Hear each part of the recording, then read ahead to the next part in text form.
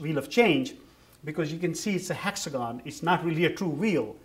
And that's the idea for the wheel of change, because change is not that smooth. It has a lot of edges. And that's why this methodology helps to actually move that wheel along and make progress.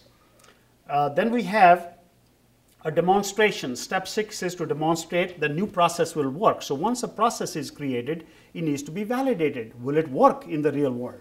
That's what's happening in step 6. So you can see the Anna and the school students, they are looking at it and they're saying, hey, this is how things are going to work, and they look good. Next step is 7 is to complete business case for change. Now, if you recall, in the previous steps, we had started to create the business case for change, which was just being initiated. Here now, we are going to complete the business case for change. Now, what is going to change? Again, the 4 things: process, organization, systems, infrastructure. So for all the change factors that will change, you also develop a transformation strategy. So transformation strategy is about high-level plan for how we are going to get there. So essentially, steps 7 and 8, which you see here, is all these factors that are going to change. They are the basis for building the business case for change, and part of that is the transformation plan, a high-level plan, how we're going to get there. This business case for change, we are calling it transformation program plan, is then produced as a deliverable from this phase. Now, it's interesting to note why we are calling it transformation program plan. Why is it a program? Because by definition, program has many projects, and we already know that there are 4 likely projects out there to start with. There would be business change project, there'll be organization, systems, infrastructure.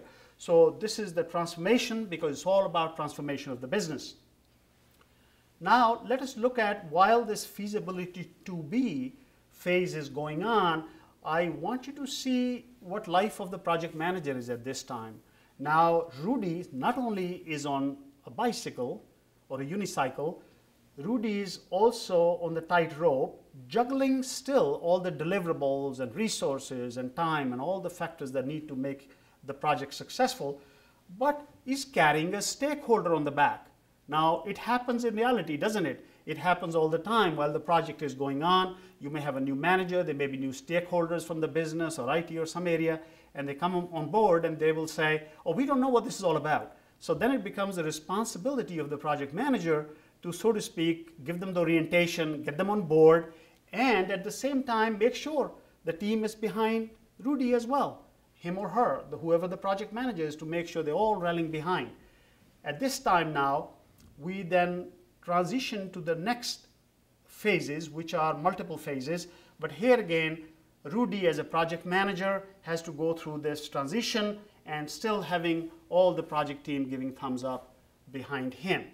Now I'm going to walk you through the next phases that take place in the Mars Business Change Framework.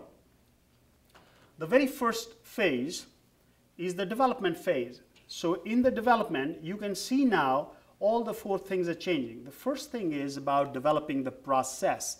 Now, what does development of a process means?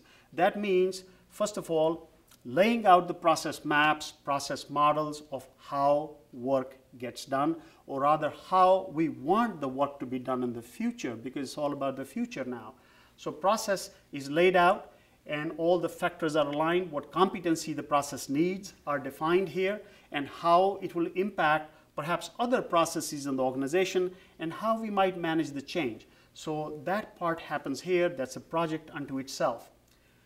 Another project that comes out of this program of transformation is about the organization.